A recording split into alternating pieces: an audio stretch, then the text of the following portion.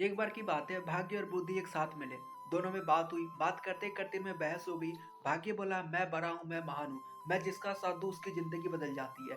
तो फिर बुद्धि ने कहा ऐसा कुछ भी नहीं है, मेरे बिना किसी का काम नहीं चलता, सिर्फ भाग्य से कुछ नहीं होता, बुद्धि भी होना चाहिए। तो दोनों में बात हुई, बहस हुई। लास्ट में उन्होंने एक फैसला लिया कि चलो हम ना अपनी अपनी शक्ति का प्रयोग करके देखते हैं, वहां से पता लग जाएगा कौन बड़ा है कौन महान है।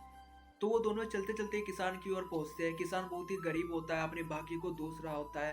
तो भाग्य कहता है, "अब देख मेरा चमत्कार।"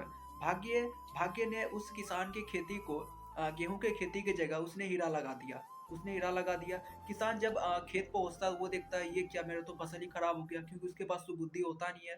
तो उसके बगल से ना एक राजा गुजरता है, राजा उसके पास आता है, उसकी आँखें खुली की खुली रह जाती है, "अरे ये क्या? हीरो की खेती?"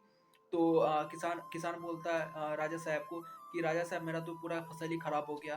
तो राजा मनी मन सोचता है अरे यार ये तो बेवकूफ़ है। तो राजा कुछ पैसे निकाल करके उस किसान को देता है और सारा का सारा फसल काट करके वो ले जाता है। किसान उसको लास्ट में बोलता है तू फिर से खेती कर लेना।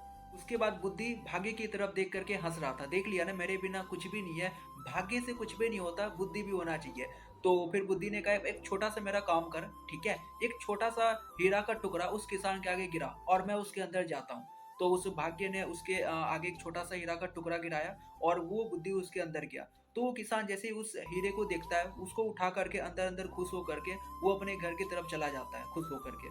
तो फिर बुद्धि ने फिर से कहा भाग्य को, "देख लिया ना, भाग्य से कुछ भी नहीं होता, बुद्धि भी होना चाहिए।"